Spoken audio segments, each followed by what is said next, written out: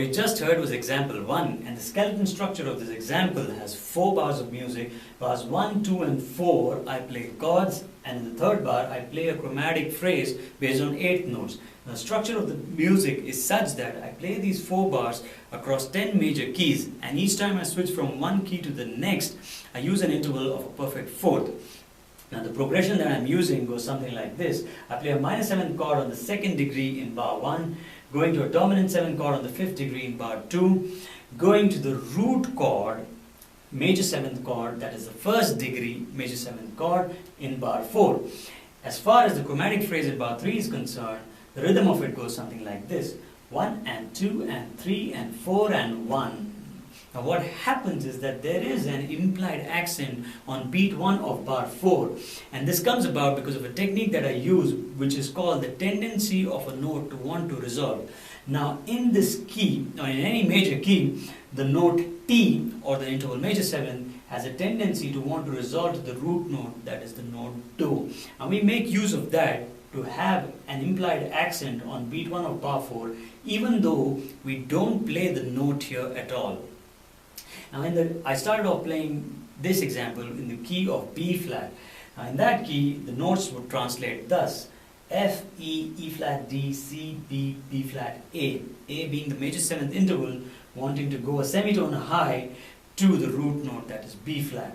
Now in solfege syllables, it would be something like this: So, Se, Fa, Mi, Re, Ra, Do, Di, going back to Do. So let's hear this in context with the key of B flat. And the 3 chords that set this up for us were C minor 7th going to F dominant 7th going to B flat major 7, played this way. Right, now the root note is B flat, and the chromatic phrase would sound something like this: So, Si, Fa, Mi, Re, Ra, Do, Di.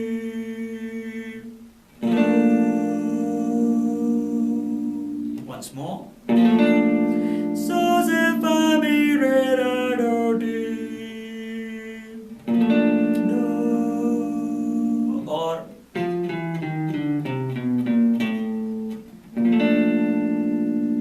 you can hear the implied tension in the note T, and it wants to go and rest at the note Do. Similarly, when we move to the next key of perfect fourth above B flat, that is E flat, the 3 chords that set this up for us, the context, goes something like this. And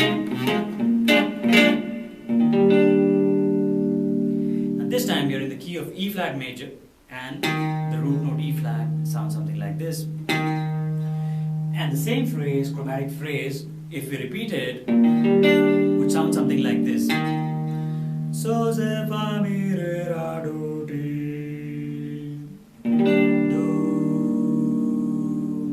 Once more. So, Se, Fa, Mi, Re, Ra, Do, Di, Do. So again you can hear the implied tension in the note T that wants to go and resolve to the note Do, something like this.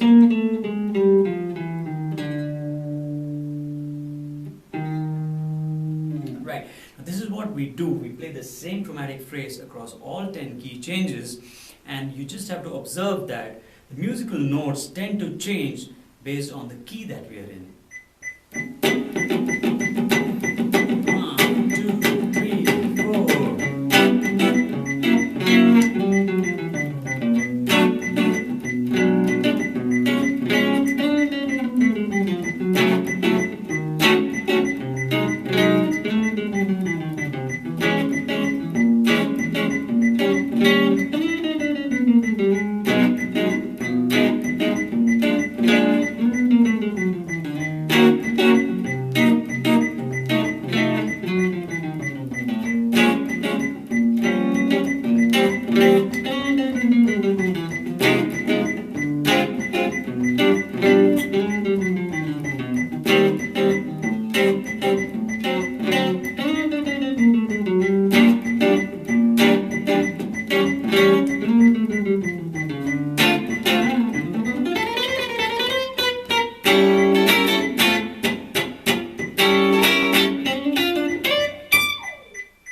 example 2 is the same structure wise as example 1.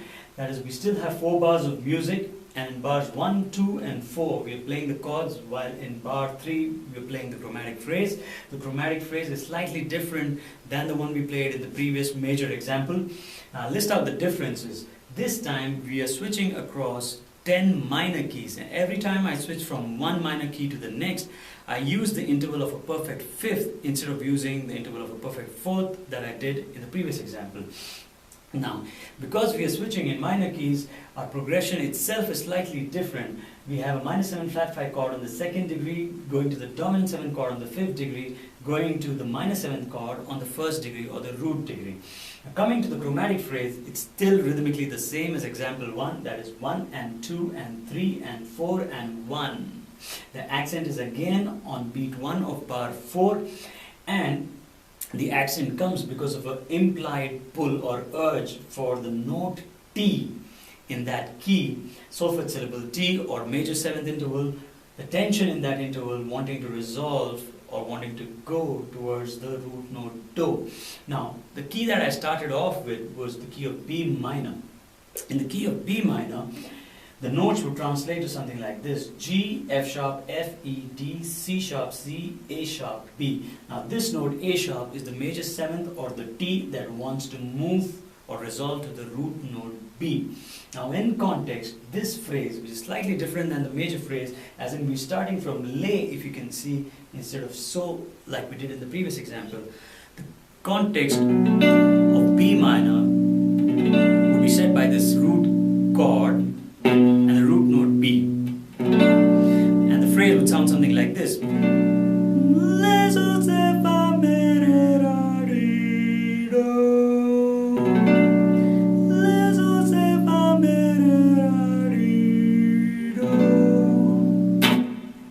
or played. Now the moment I move from the first key, that is B minor, the key of F sharp minor, which is the perfect fifth above, I'll be playing these 3 chords: G sharp -7 flat 5 going to C sharp dominant 7, going to the root chord, which is F sharp -7 with the root note F sharp. Sounds like this. And I'm playing the same chromatic phrase again, which is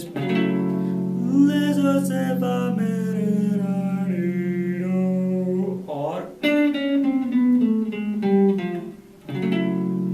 So you see, I'm going to be doing this across all the key changes. In our example, we've done 10 key changes, so across all 10 key changes you can see the same phrase being played, just that the notes are different with respect to the particular key that we are in. Up until this point in time in this lesson series, we've looked at a rhythmic technique to be able to accent the strong beat, that is, the note on the strong beat gets a greater duration in terms of time value. In this lesson though, we look at a melodic technique to be able to accent the strong beat. The concept we've used is called tendency pairs.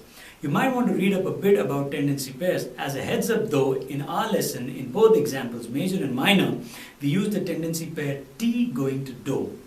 I think some of you might be wondering as to how I came up with all these melodic chromatic phrases that did justice to the major and minor keys.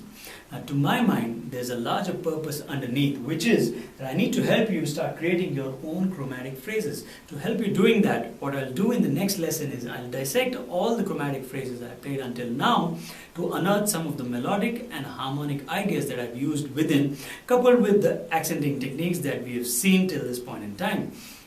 Now, some of you folks might also have noticed that I have opened each example with chords, and these chords have helped us set the context. Now, to come up with meaningful exercises for chromatic phrases, one needs to set the context for these chromatic phrases to start making sense against. Now, to my mind, using chords for that purpose is adding a great deal of complexity at this stage, and is also deviating us from the main purpose of this exercise, which is to concentrate on playing the chromatic nature of these phrases. So in part 6 of this video, what I'll do is I'll look at melodic ways to start creating a context or setting a context, and this will also help us play the same chromatic phrases over and over again across different keys.